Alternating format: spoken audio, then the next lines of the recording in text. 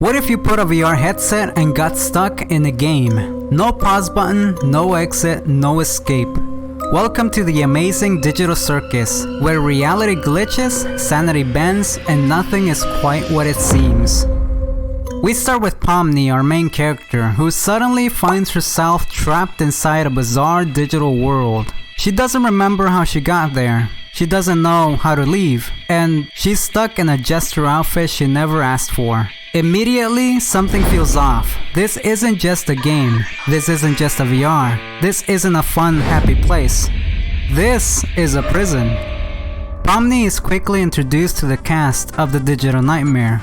Kane, the all-powerful, charismatic ringmaster. Bubble, his floating, slightly unhinged assistant. Jax, the sarcastic troublemaker.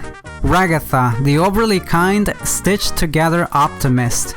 Kinger, a paranoid chess king on the brink of insanity. Gangle, tragic mask with serious emotional instabilities. Zubul, who honestly looks like they were assembled from spare parts. And Kofmo, who is missing. Everyone here used to be human.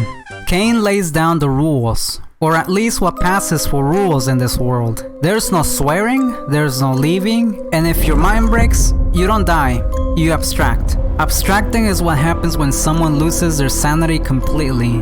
They become a glitching, monstrous version of themselves, and they're locked away forever.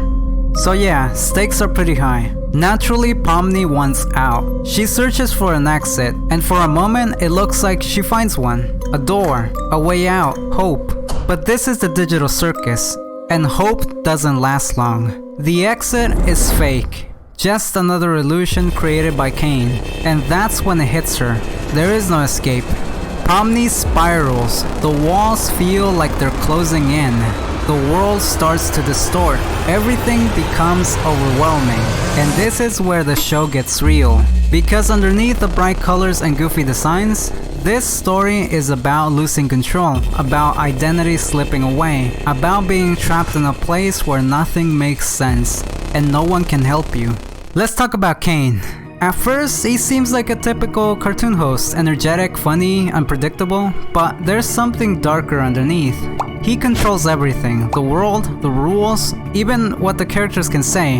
And the scariest part, he might not even understand the damage he's causing. He's not just a villain, he's a broken system pretending everything is fine. Episode 1 isn't just setting up a story, it's setting up a theme. The circus represents control, Kane represents artificial order, and the characters, they're people slowly losing themselves just trying to cope. Pomni is more like us. The moment we realize something is deeply wrong, but we're already too far in.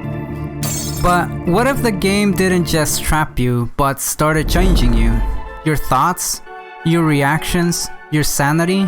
Episode 2 wastes zero time. Pomni is having a nightmare in a nightmare.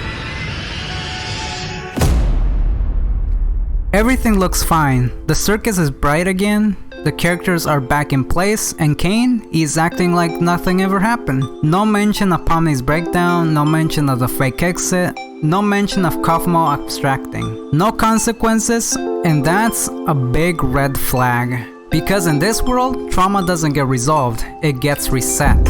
Kane rolls out another fun activity, another adventure, another distraction. Because that's how he keeps control. Constant stimulation. No time to think, no time to question, no time to remember. They are thrown into a game called Candy Carrier Chaos, a game world where the NPCs call Kane God. But Pomni hasn't bounced back, not even close. She's quiet, anxious, watching everything, because now she knows the truth. There is no exit, and worse, Kane is in total control. That realization changes everything. She's no longer just confused, she's aware. And in the digital circus, awareness is dangerous. While Pomni struggles, the others, they've adapted. Or at least they think they have. Jax treats everything like a joke. Ragatha keeps forcing positivity. Kinger spirals into his own paranoia. Kangle breaks down, then resets. They aren't okay, they're coping. And coping here means pretending this is normal. As the adventure unfolds, they accidentally glitch under the map. Pomni learns that some NPCs are aware. They think and feel.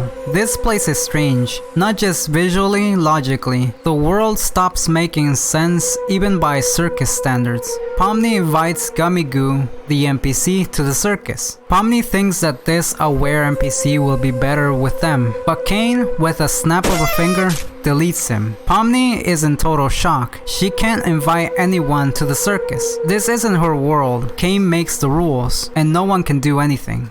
Ragatha tries to cheer Pomni up, and invites her to the funeral they're having for their friend Kaufmo. In a heartfelt ceremony where everyone shares memories of the time with Kaufmo, Pomni realizes that she's not alone. She has friends.